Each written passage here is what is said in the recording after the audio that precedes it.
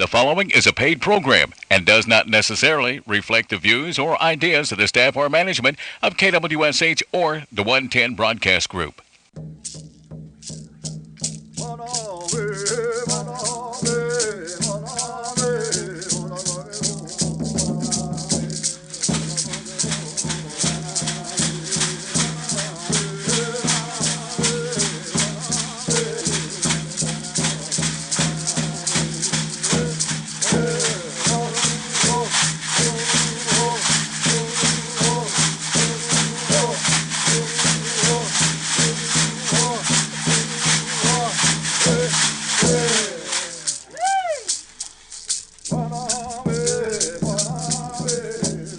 Istongo Seminole.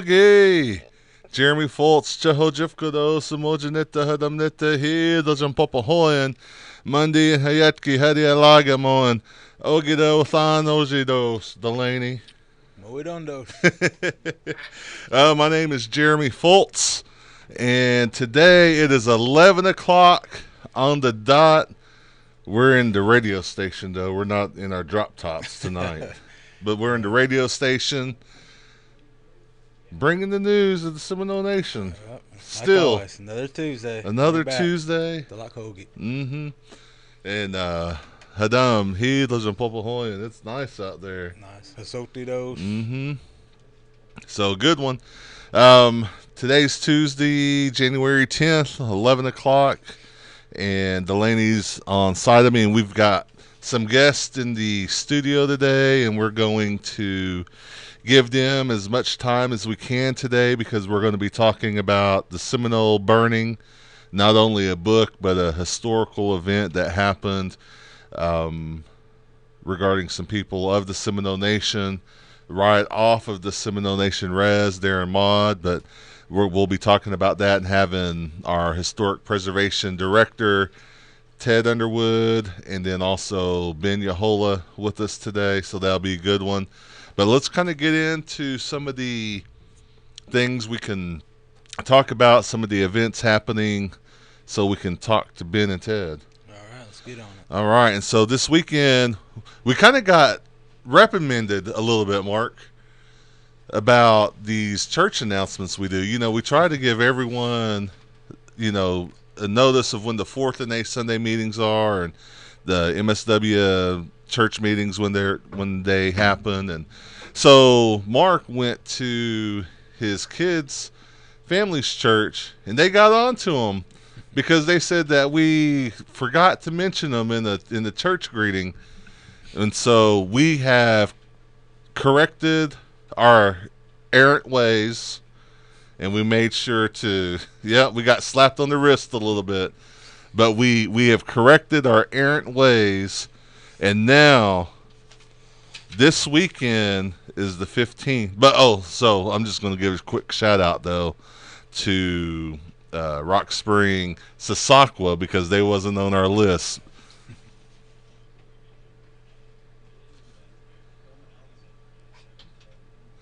Oh, and Rock Springs, Sasakwa, you are back on our list, but you got to give both me and Delaney a plate this time, and then we'll make sure that you're on there every week. So if you want to add your church to the list, we'll add you per plate.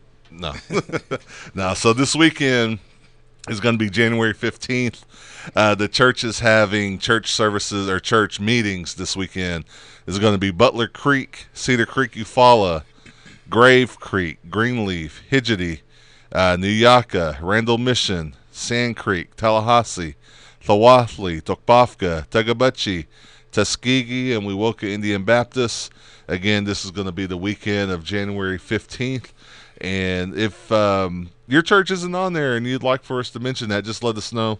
Again, it's just a plate, you know, from your church meeting that we'll take down. Just let SeminoleMedia@gmail.com know, and we'll make sure to get your church on there. But every week, you know, we always talk about the ones too that have started the journey. And this week, Delaney, I think the whole community is missing missing some people this week. And, there's a lot of families missing loved ones today. Remember those families and members of the community in your thoughts and in your prayers, especially when, when I first started working here, Delaney, you were introducing me to some of your family, and you'd say, "Oh, that's my cousin. They work over there, and that's my cousin." And I think that's how I remember meeting Haley and Zach. You introduced me to Zach at first, Zach Self, and you're saying, "Yeah," and he's married to my cousin Haley, and they went to Varnum, and I heard all about Varnum, but that's a loss that's going to be felt in the community for a long time to come. And so just remember that the Self family, the Harjo families. Also, one of Communications' family members passed away today too, or not today, but this last week. And you want to remember the Chuck Johnson family. Remember Chuck's family and Angela's family. So again, the Johnson family. And so at this time, we do go ahead and pause for a moment of silence.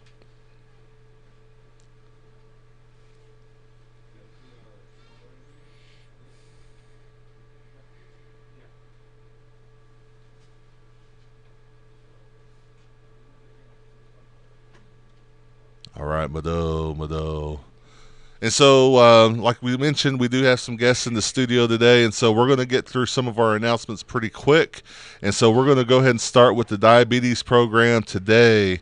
The Brown Bag Fitness that's presented by the Seminole Nation Diabetes Program have Brown Bag Fitness programs that go Monday through Thursday from noon to about 1 o'clock.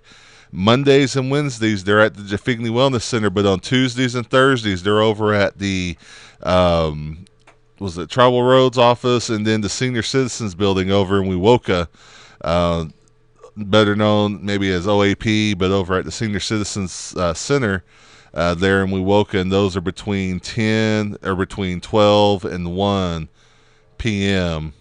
Monday through Thursdays. They're also hosting Tai Chi, which is Tuesdays and Thursdays. New Life Church in Wewoka at 10 a.m. Yep. So that's Jafigny Wellness. And then chair aerobics Mondays and Wednesdays here in Seminole at the Bridge. Those are at 10 a.m. as well. And if for any of those programs, if you'd like to participate, email Jerome Harrison, which is HARRISON.JE at SNO-NSN.gov, or you can contact Jerome at 405-652-0878. Again, that's 405-652-0878. So we have some Seminole Nation blood drives coming up. They just had one last week on the 5th at I-40, but this upcoming one will be on the 16th at River Mist in Kanawha. Kanawha, get ready. South of the reservation. Yep, that's going to be January 16th between 1 and 5 there at River Mist Casino, there at Highway 99 in Kanawha. Look for the Bloodmobile because that's what we saw over at I-40, Delaney. Yeah. And if you want to make an appointment, you can contact Brooklyn Harrison, 405-234-5243. So the diabetes program, they're also hosting a New Year Healthier Me Challenge. I think we participated in that a couple years ago, right? I think so, yeah. But that's Jafigny Wellness. Yeah. That started last week. And you can complete a month and a half and receive a free pullover, but it starts January 3rd through February 28th. And Kyla's the one to call on that one, 405-234-5246. And so what else do we got, Delaney? We're trying to get through this real quick, isn't it? What about Light Heap? We want to make sure we get that out there for people. Light Heap's heating assistance. It began back in November, but if you want more information on Light Heap, give the Seminole Nation Social Services Department a phone call, 405-257-6257 or 405-257-7200. I think the last time I was speaking to the director over there, she had mentioned that sometimes that phone line goes out, and so if it does, just call the main line to the complex, and they will be able to switch you over there to them. Cool. All right, yeah, let's go ahead and jobs real quick before we get to birthdays. We do want to also mention there are job availabilities here at the Tribe. You can go to www.sno-nsn.gov and click on the careers tab, and you can see all the open positions there for the nation. Also, if you go to SINDOC, applicantpro.com/jobs, you can see all the jobs available at the C stores, and then also Seminole.casino or SeminoleNation.casino for any jobs available at the casinos, which there usually are quite a few there. If you'd like to work for the nation or for SINDOC or for the gaming give them a phone call or go to their website.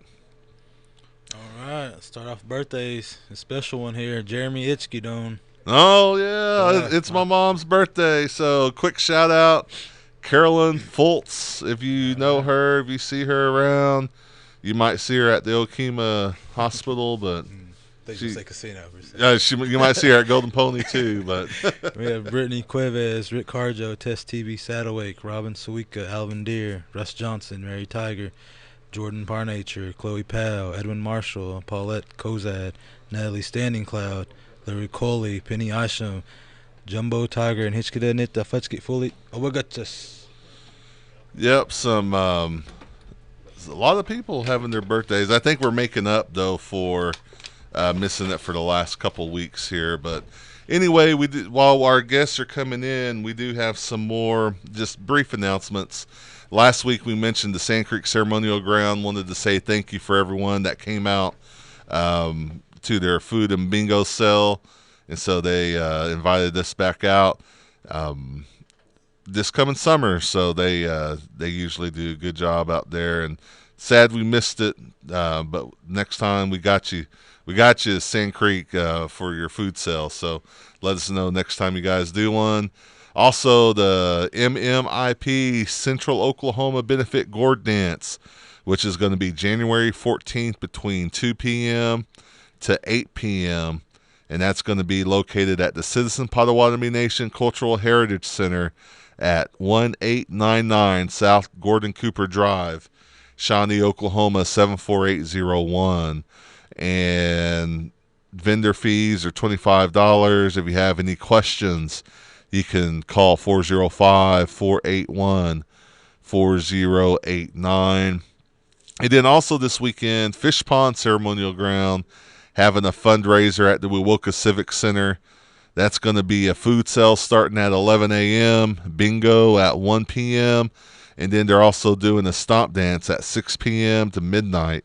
And so I did see a note, though, that said, Oba said it's okay if there's vendors out there that wanted to set up a $10 vendor fee. If you wanted to set up at the Fish Pond Ceremonial Ground fundraiser, you can give Oba Mac a call at 405-220-5945. Again, that's 405-220-5945. Again, that's for the Fish Pond Ceremonial Ground fundraiser this Saturday at the Wewoka Civic Center.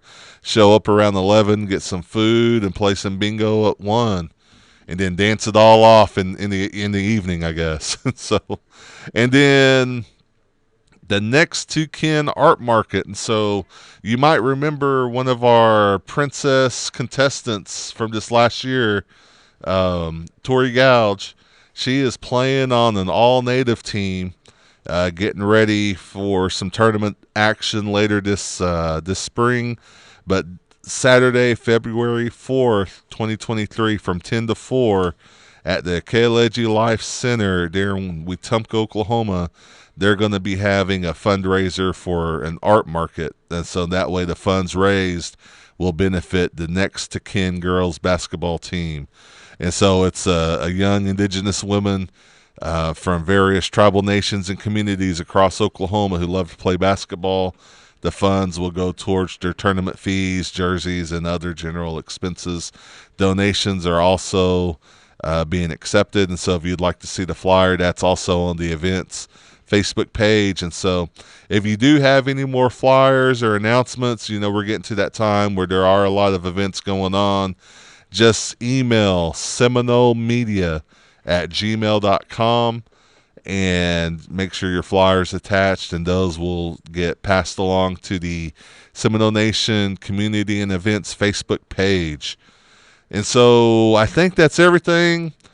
Now we get to go to our guests. With us today, we have Mr. Ted Underwood and Mr. Ben Yahola. Welcome, gentlemen.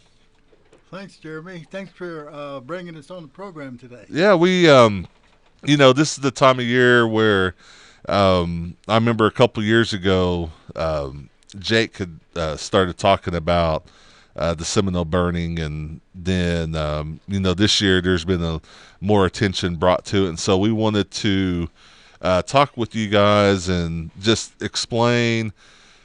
Some people hear Seminole burning, but they don't know exactly what's behind it, and so you guys wanted to come on today to kind of shed some light on what had happened on this historic, tragic event that happened. Yeah, thanks, Jeremy. It was certainly a tragic event that took place about 125 years ago, but it's also a historic event that the Historic Preservation Office wants to make sure that we have a good record of that.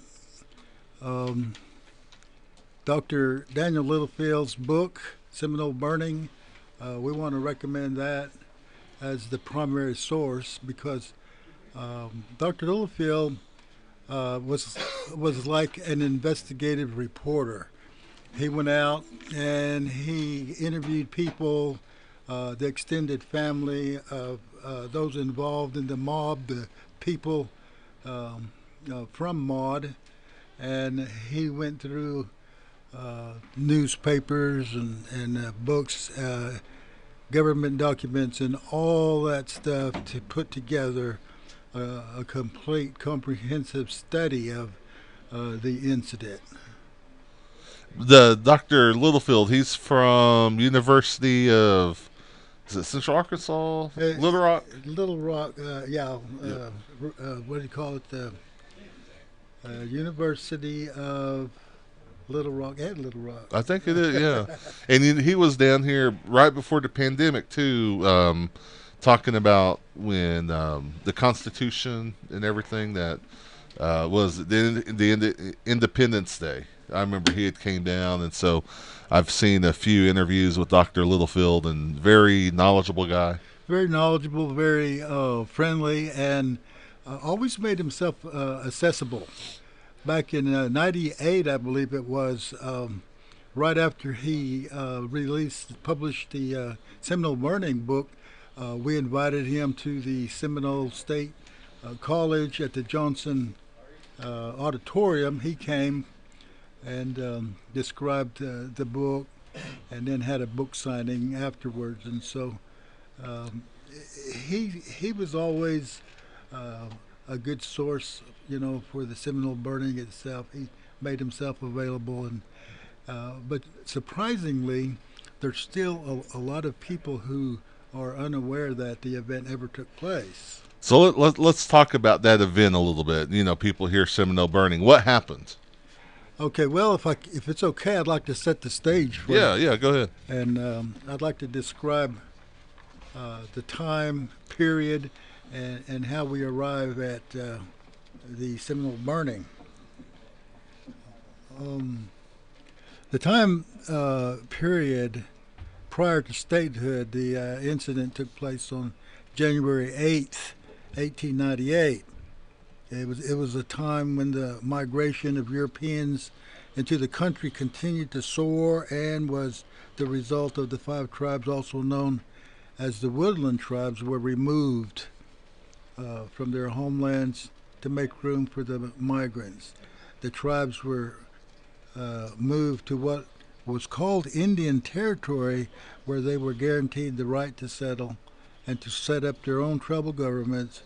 The right to self-governance was to be forever, and the inherent sovereign nations would live and thrive from then on. However, history tells us that that was an empty promise. The federal government actually opened the door for the migrants. This was the last sanctuary for the Seminole people, having been moved out of the southeast to Indian Territory. After 1866, the government in the 1866 treaty took all of the land that the Seminoles had, what they occupied, which was over 2 million acres. And there was an 1856 treaty that was made with the government in which this 2 million acres was granted for Seminole Reservation. Unfortunately, 10 years later, in 1866, right after the Civil War, the government came back and they took all of that and all of what the Seminoles' land base was, and they gave the Seminoles 25 cents an acre. Being landless at that point, the federal government brokered a deal with the Creek Nation and purchased $175,000 with tribal revenue, that was received for the 2 million acres, and that became the reservation of the Seminole Nation today. And actually, a lot of people don't know this, but that's only half of the reservation. We also had to purchase an additional 170 acres after that to make up the current reservation today. And we had to pay more money than what we sold the rest of the land off for. Yeah, and the thing about the Seminoles in this development and evolution into a nation in the Indian Territory, they made the development on their own. For instance, the Miccosukee and the Imahawga Academy were built with tribal revenue. It was not federal dollars, but it was tribal dollars that was spent to build those schools. They had a vision for the nation and to educate the young in the world surroundings was a priority under Chief John Jumper's administration. And so when you look back, the Seminole Nation was actually more advanced in its development just before statehood, more developed, more economic development, and self-sufficient than what the Seminole Nation is today. And so when we look at what was taking place, the same time the Seminole burning took place was land was the issue. We were making treaties, losing land. The immigrants were coming. They wanted land. And so the federal government began to pass legislation to allow for the taking of the Seminole lands. And the last and final straw was the Dawes Act. And unfortunately for the government, the Dawes Act did not take in all of the necessary requirements that took the land from the tribes. And so the government passed the Curtis Act, which dismantled tribal government and required the allotment of all of the commonly owned land of the Seminoles. And so at that point, we were looking at a time period of around 1898, and that's about the time the Seminole burning took place. So tensions and relations um, with the general public was not very good at that time. And so let's get into probably Lincoln McGeesy and um, Sampson. Okay, Lincoln McGeesy was the son of Thomas McGeesy. Thomas McGeesy was a very influential tribal leader. He helped move the Seminole Nation forward in progressing during that time.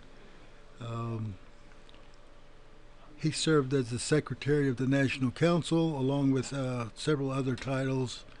And because he was so busy with tribal affairs, he rented his farm. He leased his farm to a guy named Laird. And Julius M. Laird, Mississippi native, was landless, and along with the migrants from Europe, were coveting the land that was of the Seminole Nation.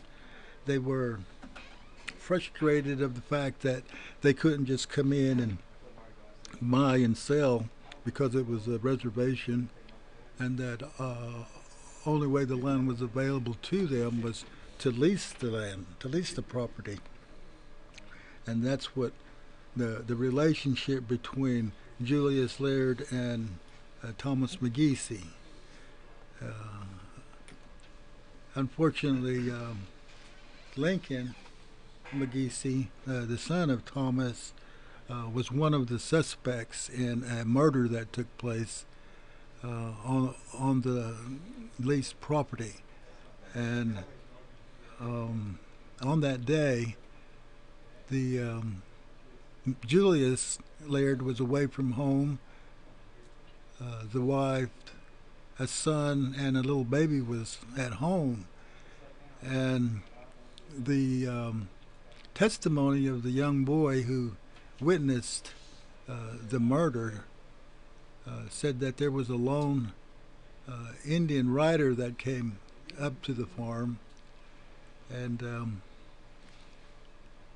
he asked if he could borrow a saddle, and Miss Laird said no, that she didn't know him, that her husband was away, and that she couldn't do that without him knowing it. And so she rejected his request.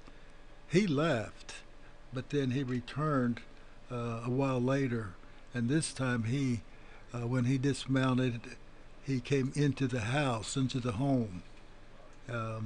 Miss Laird was suspicious of this guy, and so she took the baby and ran out. He grabbed a rifle that the family had there in the kitchen, followed her out, and attempted to shoot her at least 2 times, and the rifle did not go off. And so he hit her with the butt of the rifles, and she went down and must have killed her. And so he questioned the boy, wanted money. The boy convinced him that they didn't have any. And so when he left for good. Never seen him again. He just rode off, and that was it. And unfortunately, they had some hogs that was loose, and they tried to keep the hogs away from the lady, but they weren't able to all night. And so the hogs got over there, and they began to eat the remains of the woman, which made it a real tragedy. And I guess that was the main driving point that created the mob. Was it was just an awful tragedy on both sides, but the injustice came whenever they felt that the mob felt that they could go out and select their own suspects and exact what they call justice on their own. And they did that by burning the two teenage Seminoles.